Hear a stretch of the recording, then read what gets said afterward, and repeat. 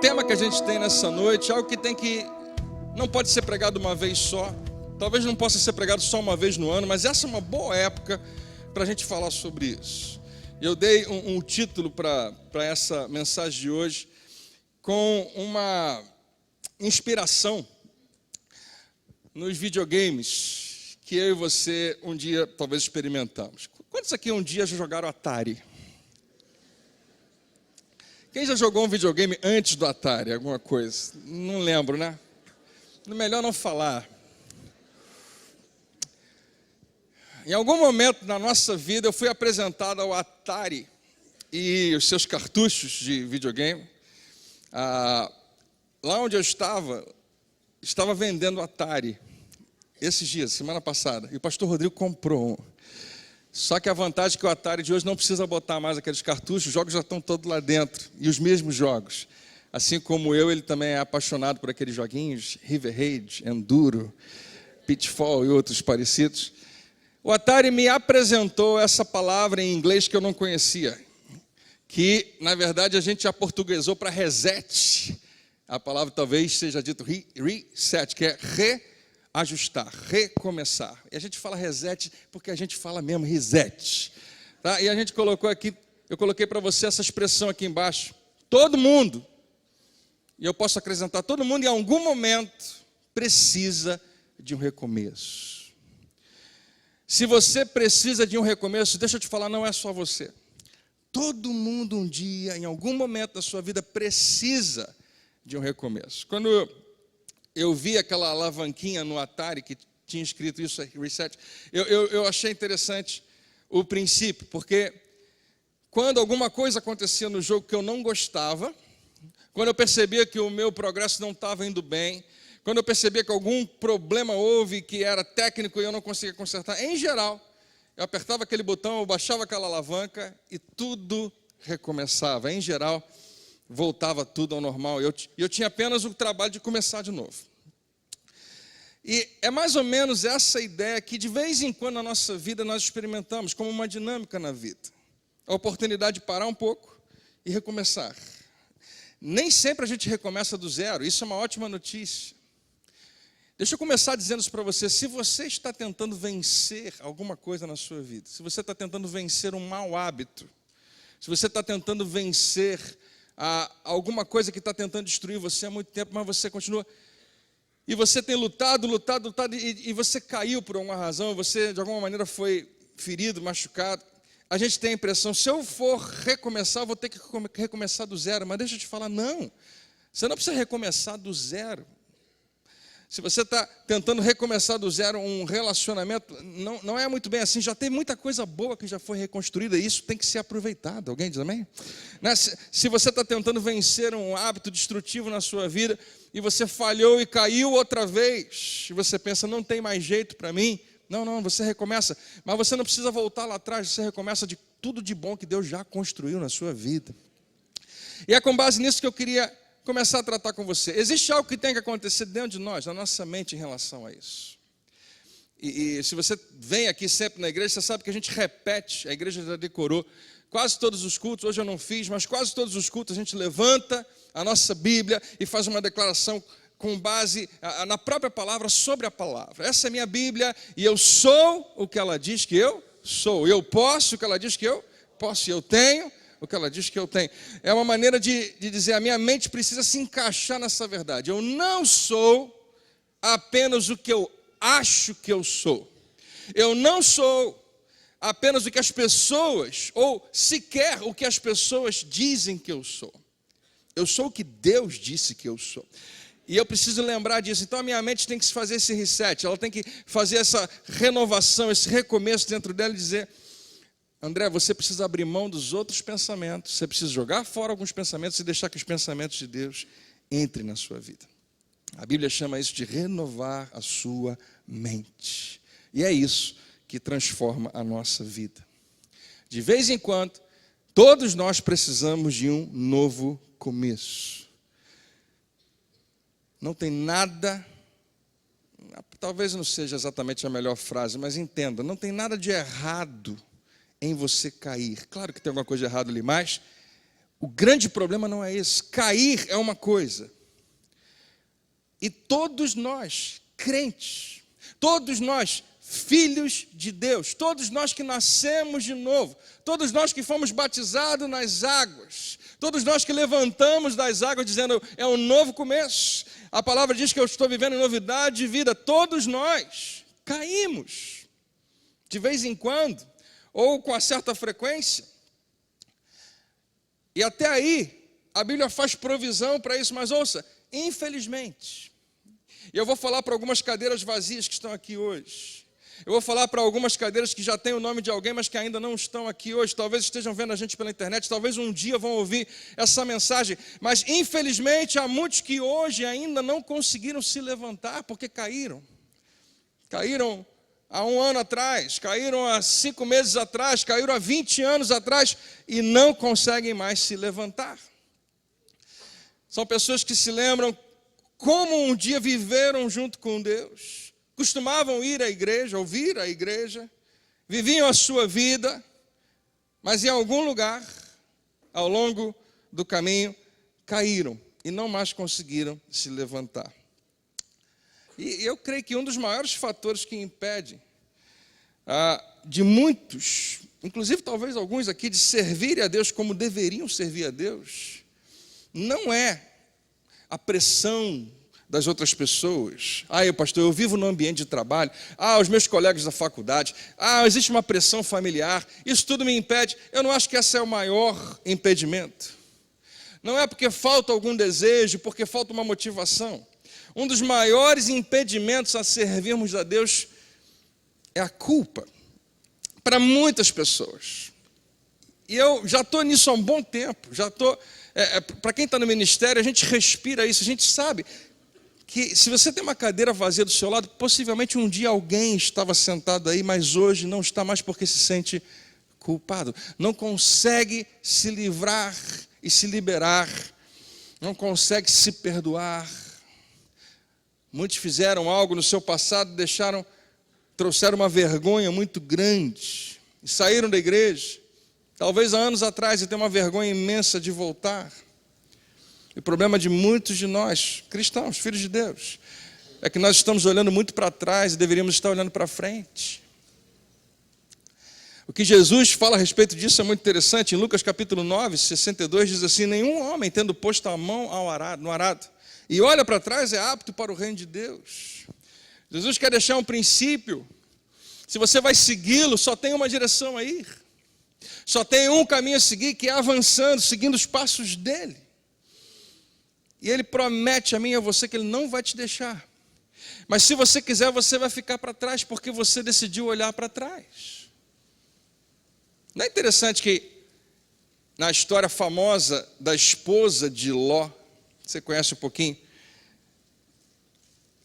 o que há de mais famoso, talvez, na destruição de Sodoma e Gomorra, que aparece lá em Gênesis. Se você não sabe do que eu estou falando, fica tranquilo, em algum momento a gente explica melhor isso para você. Mas na Bíblia fala dessas cidades que foram destruídas e anjos de Deus vêm guiando uma família e fala, não olhem para trás. Mas havia algo lá naquela cidade que havia sido destruída que produzia um apelo emocional, pelo menos em uma daquelas pessoas. A esposa de Ló olhou como quem diz, eu não sei se eu quero ir embora. Eu preciso talvez ficar um pouco mais. E ela olha para trás, não apenas um olhar, mas um sentimento está envolvido naquilo. E algo estranho demais acontece. Ela é convertida numa estátua de sal. Isso, dentre talvez muitas coisas que a gente poderia falar, o que me chama mais atenção é que ela virou uma estátua. Uma estátua é o exemplo máximo do que está estático, parado. A expressão estátua tem a ver com isso, estar estático, estar parado, estar estacionado. A estátua costuma ser a reprodução de alguma coisa, né? Em geral de pessoas. Eu e você podemos visitar no Rio de Janeiro uma série de monumentos que são estátuas tentando retratar alguém importante. Mas a pessoa não está lá, é apenas uma representação dela, ele está completamente imóvel. Porque o que isso me diz é que se você vai olhar para trás, é isso que você vai viver, você vai ficar preso ali. Você vai ficar estático olhando para trás. Você vai viver o resto da sua vida sem experimentar sequer o presente ou o futuro, porque a única coisa que consegue fazer é olhar para trás e ali você está estacionado. Nenhum homem, tendo posto a mão ao arado e olha para trás, é apto para o reino de Deus. Palavras de Jesus. Mais tarde, Paulo, com todo o seu histórico, com um monte de coisa que você não pode nem imaginar, de errado, de ruim que ele fez, ele faz uma declaração que parece que é com base no que Jesus está dizendo. Ele vai falar aos filipenses. E Paulo, ele seria muito melhor do que eu para explicar isso para você. Porque eu não tenho a história de Paulo, eu não tenho o passado de Paulo. Eu não fui alguém que torturou, executou. Eu não fui necessariamente alguém, né, que fez alguma coisa tão parecida. Paulo buscava de todo jeito impedir o avanço do cristianismo. E agora ele é um cristão, ele é um pregador, ele é um apóstolo do Senhor Jesus. E não tenha dúvida, o diabo o tempo todo devia falar para ele: você não é digno, você não deveria, você não pode, olha só a sua história. E Paulo fala: eu não atingi a perfeição, com certeza, eu não fiz tudo que talvez tivesse que ser feito, mas, e ele coloca isso aqui para mim e para você: uma coisa eu faço, diga uma coisa. Porque essa noite eu queria muito que você guardasse uma coisa. Se eu tivesse que pedir para você guardar muita coisa, você ia sair daqui sem lembrar de muita coisa. Uma coisa eu faço, esquecendo-me das coisas que para trás ficam e avançando para as que estão adiante. Esquecendo-me e avançando. E a gente precisa lembrar isso a você. Se você, e isso é tão importante, para esquecer do que você precisa esquecer, deixar realmente o passado para trás, não acontece tão sobrenaturalmente, não. Exige um esforço seu. Você tem que escolher. Eu não vou ficar pensando no passado. Mas o pensamento veio, André. Aí você interrompe ele. Separa ele, você não deixa ele. A Bíblia fala: você pode levar cativo todo pensamento à obediência de Cristo. E avançando para os que estão adiante, prossigo, avanço para o alvo, para o prêmio da soberana vocação de Deus em Cristo Jesus. Você pode ter caído, mas eu tenho uma boa notícia para você hoje. Deus te estende a mão para você levantar mais uma vez. E Ele tem um plano para que você volte a avançar na sua vida. Eu não estou só empolgado com isso, eu creio que é uma direção do Espírito. 2018 vai ser um ano de avanço na sua vida. Chega de ficar estacionado, chega de ficar parado. Emocionalmente, relacionalmente, vocacionalmente, seja onde for na sua vida. Deus está te convidando a avançar. Quem está pronto, diga amém. Mas eu caí, André. Então, diga a Deus que você está arrependido. Em seguida, comece de novo, porque Ele sempre foi e sempre vai ser fiel para perdoar. Quantas canções você cantou hoje que falavam disso? E você louvou a Deus dizendo isso, mas você já se apegou, você já tomou posse disso? Que Ele realmente é um Deus de um novo começo. Volte à posição de obediência, servi-lo de todo o coração. Deus é um Deus de novo começo. Deus é um Deus de apertar o reset mais uma vez se for necessário. Amém? Eu tenho 2 filhos, Davi e a Rebeca, e a gente tem uma história longa aí com eles. Já estão com Davi com 17, Rebeca com 13, e na educação, e no treinamento, na instrução, que todas as vezes eu e minha esposa aproveitamos para nossos filhos. Eles erraram várias vezes, eles caíram várias vezes. Quando filhos fazem algo errado, eles podem até receber uma disciplina. Essa palavra é importante. Ela acontece comigo, com você. Às vezes não é necessariamente Deus que está aplicando, simplesmente faz parte da vida. É uma consequência natural quando a gente erra. Em algum nível de disciplina pode aparecer. Assim como eu faço com meus filhos, eles vão receber, e tem que receber, disciplina. Isso é bom, a Bíblia fala que é bom. Na hora não parece não, principalmente para quem é disciplinado, mas é bom. Mas não tenha dúvida, os meus filhos, juntinho com a disciplina, recebem perdão. Uma coisa não está longe da outra, uma coisa não está fora da outra. E depois disso, todos nós seguimos em frente. A vida continua. Até porque eu e minha esposa sabemos que os nossos filhos, assim como nós, estão sujeitos a errar. Na nossa humanidade isso tem que ser lembrado o tempo todo. Não é só você que erra, eu erro também. Não deixe Satanás impedi-lo de viver a vida cristã, porque simplesmente ele continua toda hora trazendo o seu passado para o presente. A coisa mais fácil que tem é trazer o seu passado para o presente. Eu posso fazer isso agora com você. Se eu te ajudar a lembrar de alguma coisa que aconteceu, pode ser que você reviva os mesmos sentimentos. Sejam bons ou ruins. Se a gente fizer um exercício a tentar fazer você lembrar da melhor coisa que já aconteceu no seu passado, parece que você respira de novo aquilo, parece que traz um novo sorriso no seu rosto. Porque boas memórias fazem isso, boas lembranças fazem isso. Mas eu consigo também fazer você se sentir muito mal. Basta te chamar, te convidar a olhar para trás e pensar nos problemas, nas dores, nos fracassos, nos sofrimentos. E você revive eles outra vez.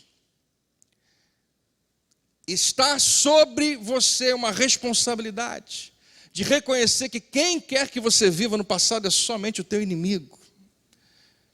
E ele vai sempre, em qualquer oportunidade, tentar fazer você focar nas dores e nos sofrimentos do seu passado. Mas Deus está te convidando hoje a apenas pensar nesse momento em obedecê-lo. Obedeça a Deus no presente e você vai mudar o seu futuro. O passado já passou. Você percebe quanta sabedoria é nessa frase? Você nunca pensou nisso antes. Fala para quem está do seu lado, o passado passou.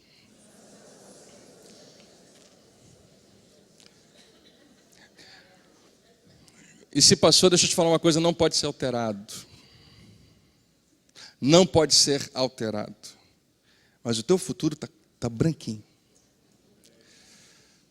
Tem muito para ser escrito ainda.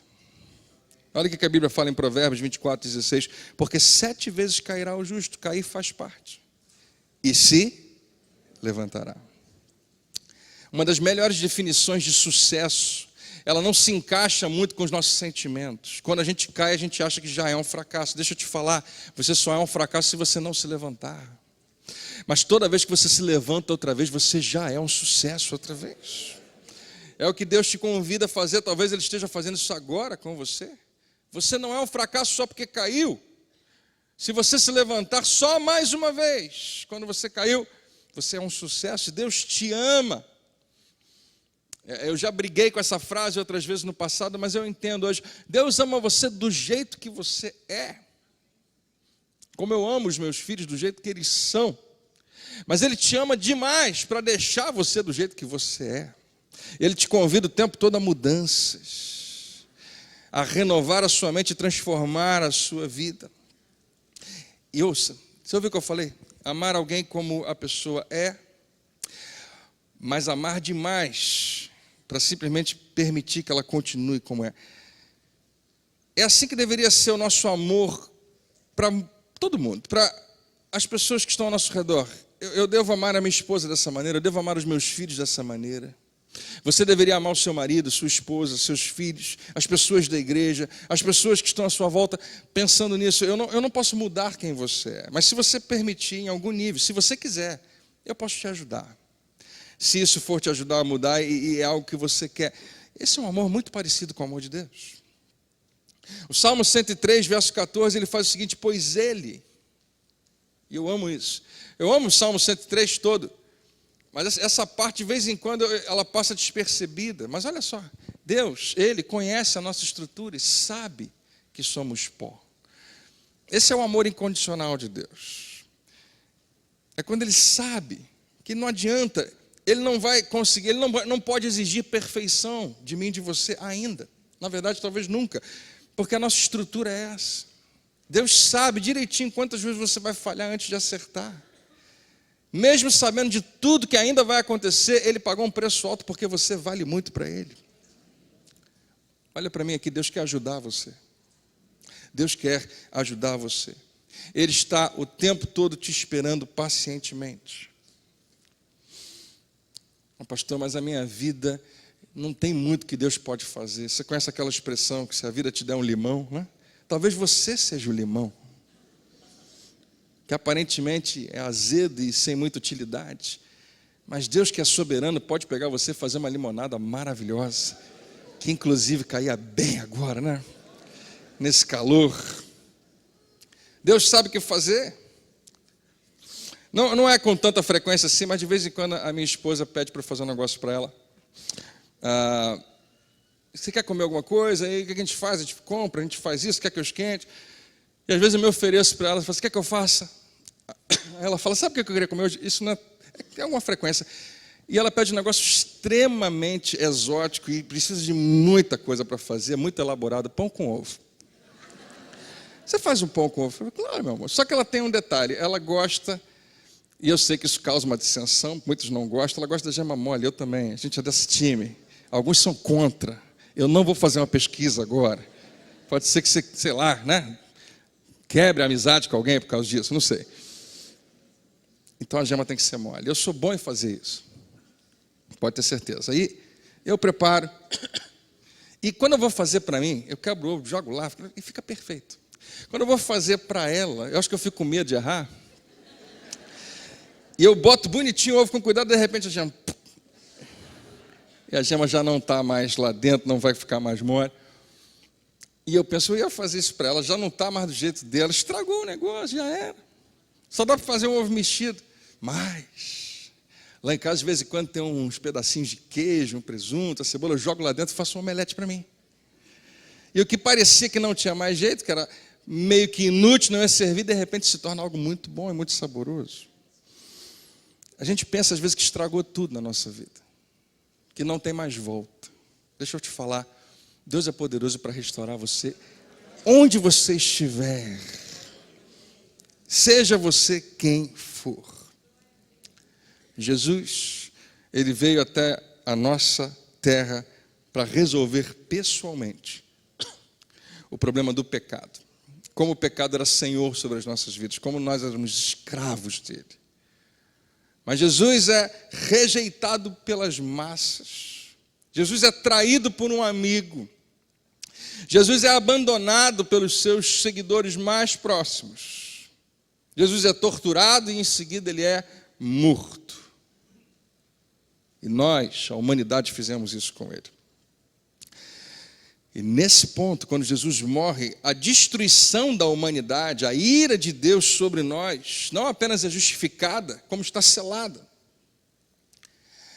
E a gente vai chegar lá daqui a algumas semanas, mais alguns dias, a gente vai estar na sexta-feira, que a gente chama de sexta-feira da paixão.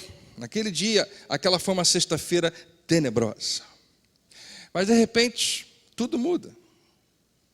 2 dias se passam, no terceiro dia pela manhã, Jesus está vivo e ótimo. A morte não conseguiu segurá-lo.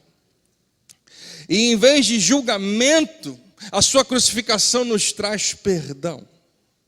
Em vez de ser um mártir morto, nós temos um Senhor e Rei vivo que intervém em nosso favor. Em vez de ser motivo de vergonha, a cruz se torna agora a nossa maior fonte de orgulho. E antes o que era chamado de tenebrosa, nós hoje chamamos de sexta-feira santa. E ouça o que eu vou te falar. Deus é especialista nisso. Ele sabe como fazer isso exatamente do jeito certo, na hora certa na sua vida. Seja para a sua vida inteira. Seja para apenas um momento. Talvez seja esse momento que você está vivendo por uma parte. Os requisitos que são para mim e para você, para uma recuperação bem-sucedida, são os mesmos sempre. A parte de Deus Ele garante.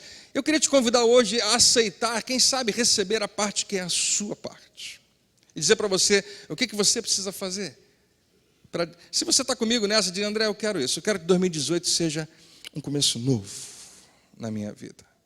Quem sabe não seja necessariamente 2018, talvez você esteja começando não apenas um ano novo, mas uma década nova na sua vida. Um tempo completamente diferente do que você tinha. E se você vai experimentar essa mudança, algo é exigido de você. E você precisa de, em primeiro lugar, uma ficha limpa. Aí lascou, pastor. Né? Porque eu tentei até me candidatar para vereador e não consegui. Uma ficha limpa, você sabe o que é isso? O nome está sujo, as marcas, as cicatrizes, as coisas da vida já estão ali dizendo para mim e para você que não tem muito jeito para a gente, por causa de uma falha, por causa de um erro, por causa de um pecado, por causa de algo que eu fiz, por causa das minhas dores e sofrimentos, das minhas mazelas. Como é que eu posso ter uma ficha limpa? Eu digo para você nessa noite, Deus ele é bom em fazer isso, Ele sabe exatamente como fazer. E veja alguns versículos para confirmarem isso. Colossenses 1, 21 e 22, diz assim: antes vocês estavam separados de Deus, e na mente de vocês eram inimigos por causa do mau procedimento de vocês. Por causa do comportamento errado, do procedimento errado, vocês estavam separados e eram inimigos. Mas, glória a Deus que tem um mais ali. Mas agora Ele os reconciliou pelo corpo físico de Cristo, mediante a morte. Ele morre para que nós não morramos, Ele morre em nosso lugar, Ele nos substitui, para que aquele preço seja pago. Para apresentar você, para apresentá-los diante dEle. Olha essas palavras, eu ia pegar uma de cada vez para a gente estudar elas. Eu botei tudo de uma vez, mas mesmo assim, tenta mastigar devagar. Santos, nós estamos sendo apresentados, por causa do que Jesus fez, nós estamos sendo apresentados diante de Deus, santos. Você já falou para alguém? Eu não sou nenhum santo. Eu não sou nenhuma santa. Jesus chega para o próprio Pai e apresenta você santo, separado. Mas e o meu comportamento? Está no versículo anterior. Ele pagou o preço para apresentar você santo. Esse próximo me deixa impressionado. Inculpáveis e livres de qualquer acusação. Glória a Deus. Que versículo tremendo. Jesus quer nos apresentar e nos apresenta ao Pai por causa da sua própria morte, quando Ele ressurge, santos, inculpáveis e livres de qualquer acusação. Quem pode te acusar? Romanos 8 diz: quem tentará acusação contra os eleitos de Deus? Essa é uma pergunta retórica. Ele dá a resposta: Cristo é quem o justifica. Você é para pensar, quantas vezes a gente acha que o pecado é maior do que a justificação? Quantas vezes a gente acha que o meu pecado ou o meu erro é mais forte, maior e anula o que Jesus fez? Esse versículo fala: você está brincando? É Cristo quem o justifica. É o próprio Deus encarnado que vai lá e justifica você e bate o martelo e diz: você é inocente. Quem pode ser maior do que isso? Quem nos separará do amor de Deus? Quem tentará? Quem os condenará? Ninguém pode. Ninguém pode acusar você, ninguém pode condenar você se você está em Cristo. Sua ficha está limpa. Aleluia.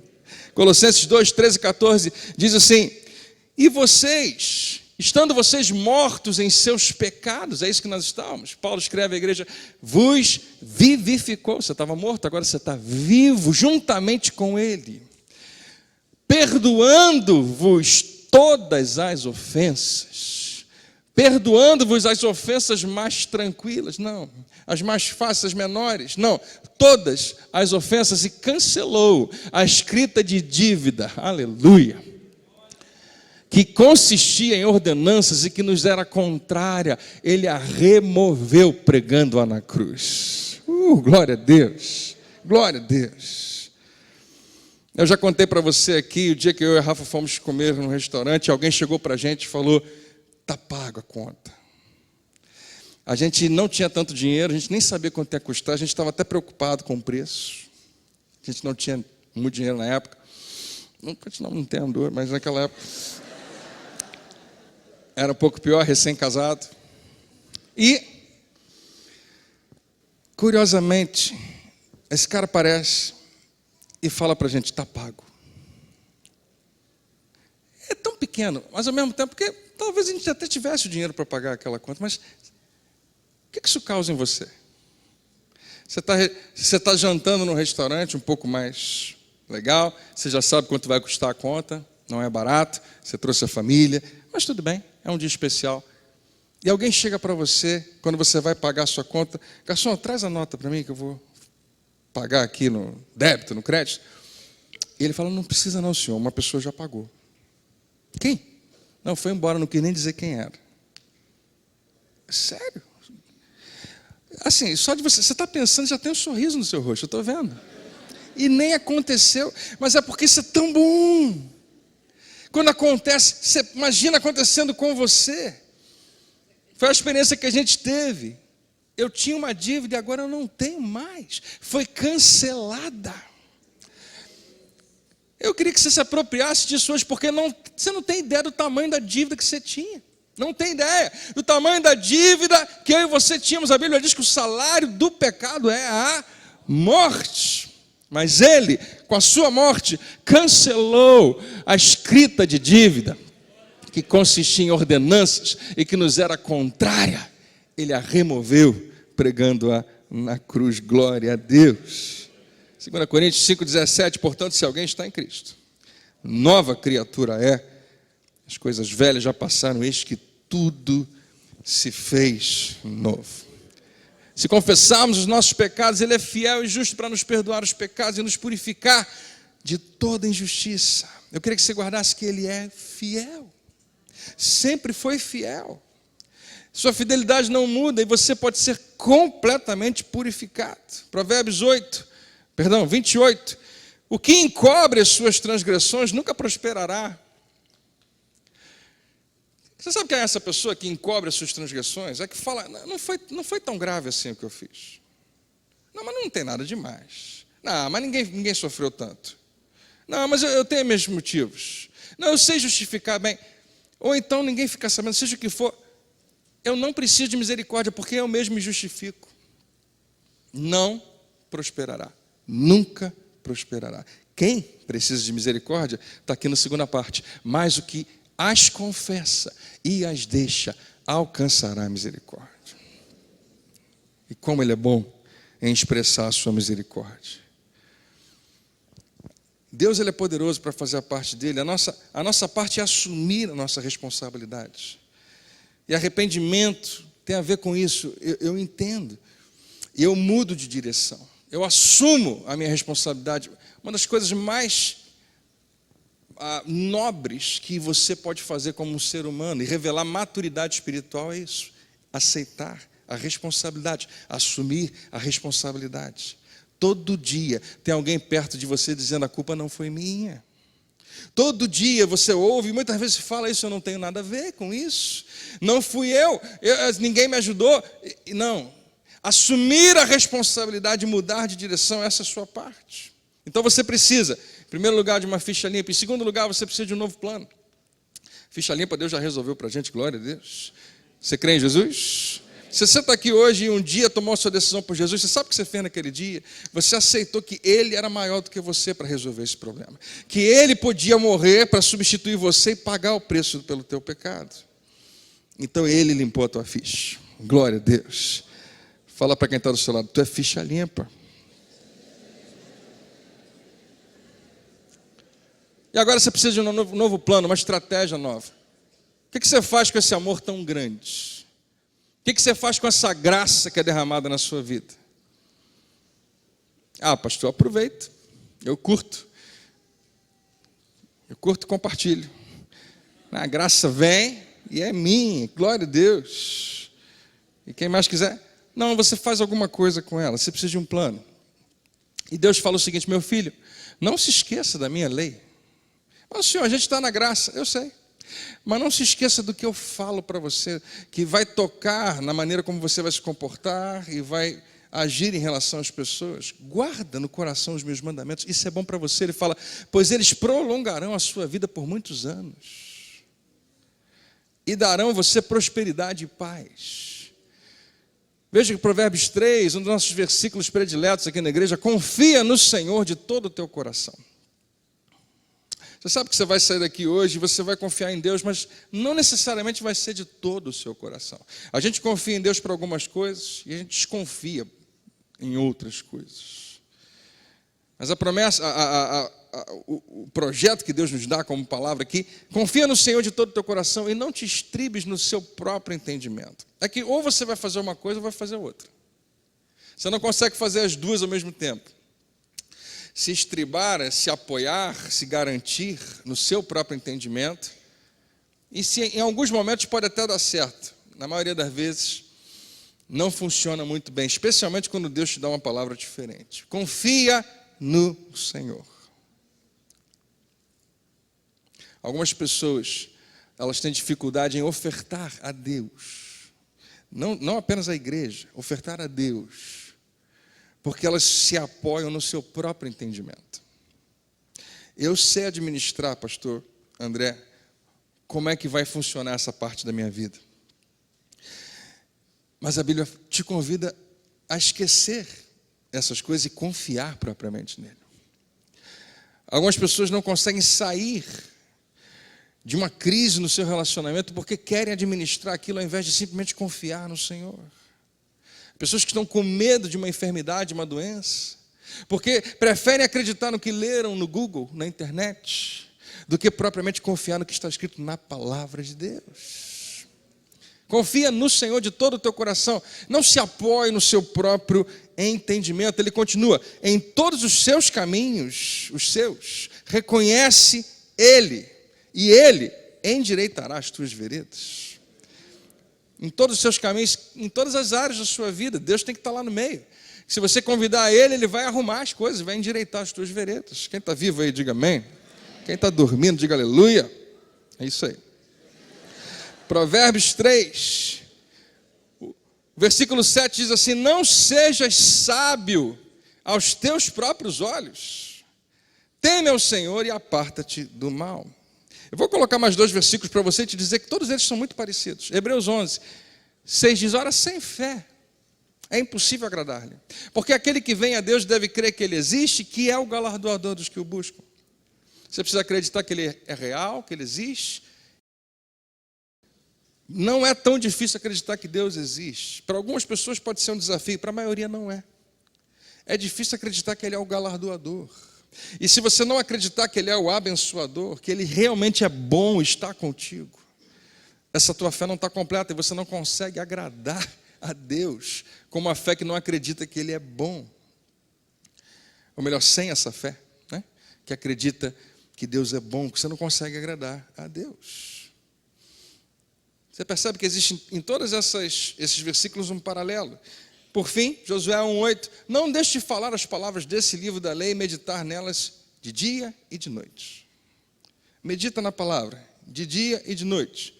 Qual horas? Não, quando não é de dia é de noite, ou seja, o tempo todo. A palavra tem que estar no teu coração, para que você cumpra fielmente tudo que nele está escrito.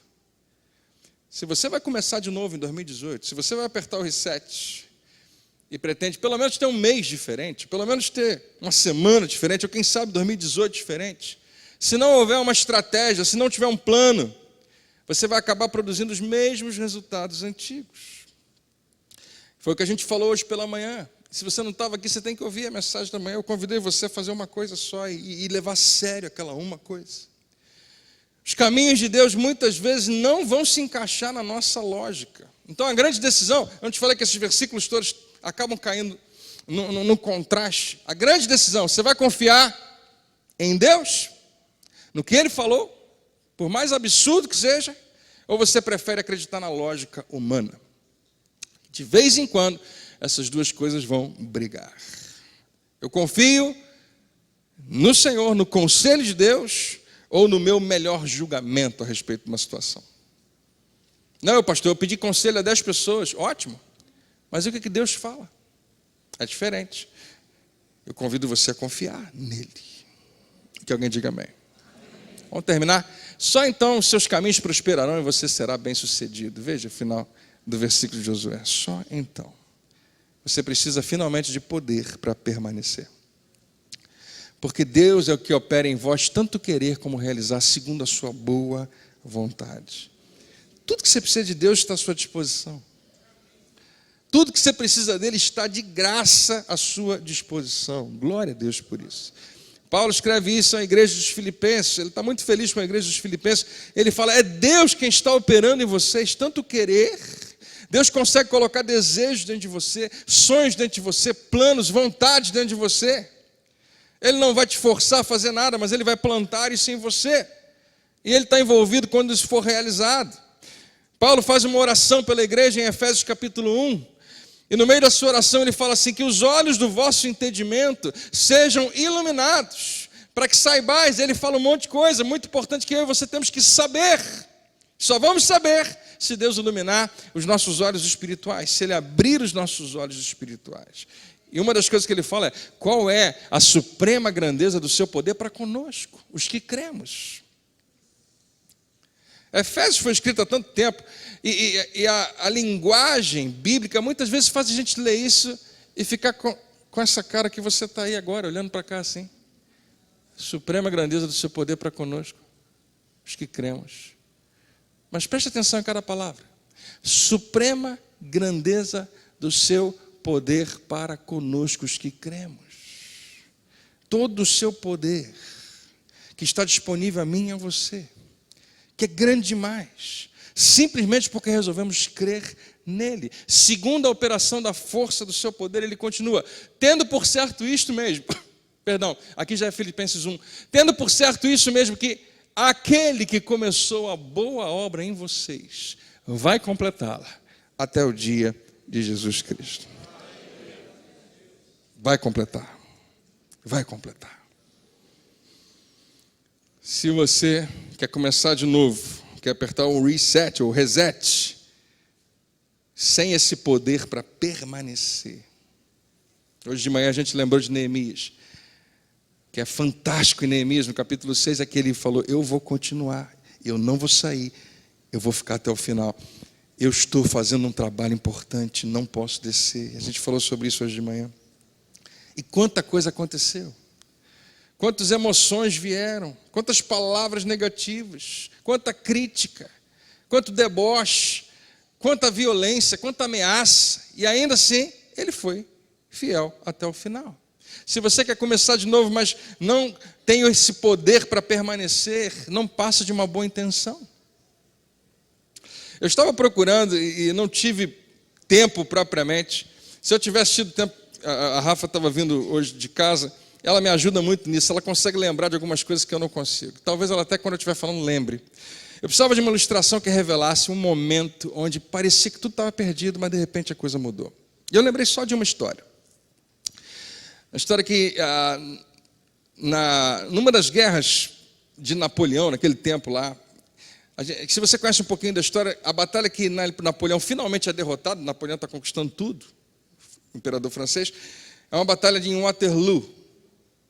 E em Londres existia uma grande catedral, e lá em cima era o lugar mais alto que alguém tinha para ficar, em cima de uma torre de uma catedral, ficou um homem. Você sabe que naquele tempo não tinha internet, não tinha televisão, não tinha rádio, não tinha telefone, mal tinha cartas, mas a maneira como alguém conseguia se comunicar, muitas vezes, à distância, em tempo real, era subindo num lugar bem alto e descobrindo sinais que poderiam ser feitos. E eles faziam sinais com bandeiras e aquilo era traduzido em expressões. Estava com uma névoa muito grande e a batalha estava acontecendo. Quando a batalha finalmente termina, e aquele homem está esperando o WhatsApp lá em cima da torre. Uma pessoa lá na fronte da batalha levanta lá as suas bandeiras e passa as informações. E ele também com as suas bandeiras passa informação para todo o povo em volta da catedral que está esperando notícias. E a maneira como eles fazem a leitura daquelas bandeiras é o general inglês Wellington derrotado. Wellington foi derrotado. É a maneira como eles enxergaram aquilo. Por causa da névoa. Mas depois ele continua fazendo todos os sinais, eles percebem que depois que a névoa se dissipa um pouco, eles percebem que os sinais significam Wellington derrota Napoleão.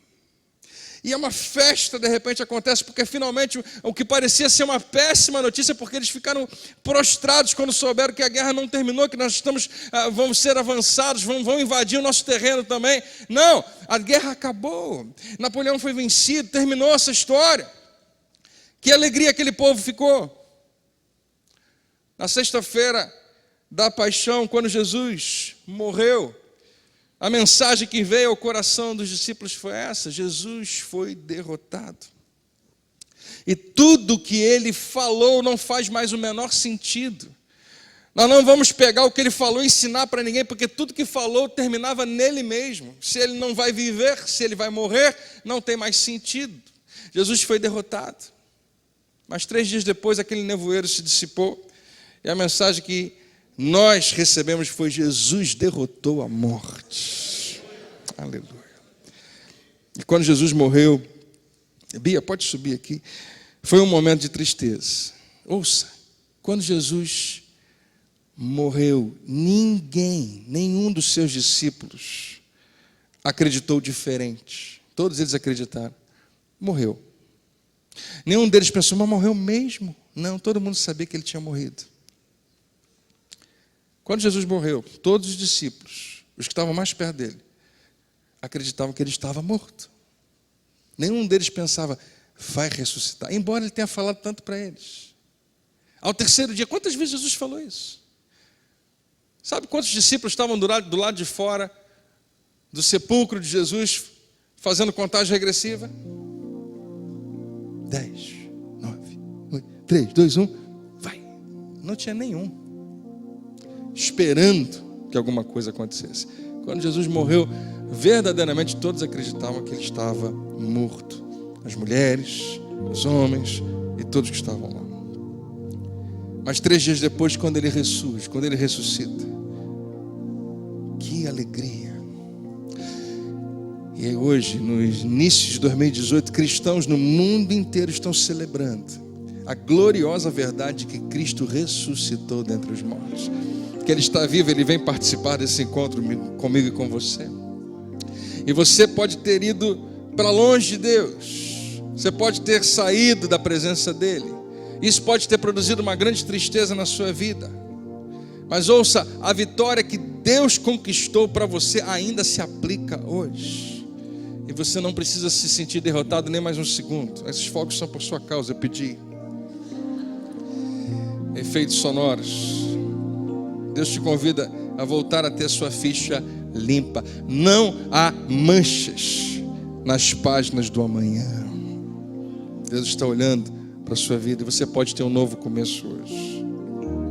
Mais uma vez, talvez você tenha caído, assim como eu também. Quem não caiu? Quem não caiu? Só não fique, não permaneça caído enquanto Jesus está te estendendo a mão. Recolha todos os cacos quebrados, traga para o Senhor. Pegue aquilo que está quebrado na sua vida e confie na sua santa palavra. Deus vai colocar a sua vida de pé outra vez. E se você se levantou outra vez, você já é um sucesso. Hoje, aperta esse botão de recomeço. Coloque a sua vida aos pés do teu Salvador. Você não é salvo? Seja salvo. Como é que faz isso, André? Você vai ter oportunidade em mais alguns segundos. Nós vamos orar. E se você desejar hoje mesmo, você pode dizer: Jesus, eu quero te entregar a minha vida. Ou então, dedica de novo a sua vida a Ele. Se você estava longe, volte para essa igreja, volte para a sua igreja. Deus está nos chamando para tomar uma decisão. Hoje, agora, para um novo começo. Se você recebe isso, diga amém. Vamos ficar de pé.